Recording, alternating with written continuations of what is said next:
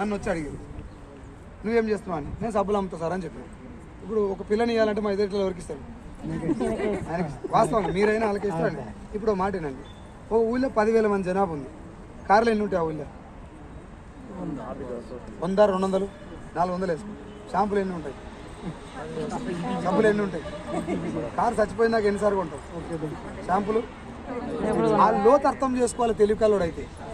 Car మొత్తం జీవితకాలంలో ఒకసారి కొంటారు.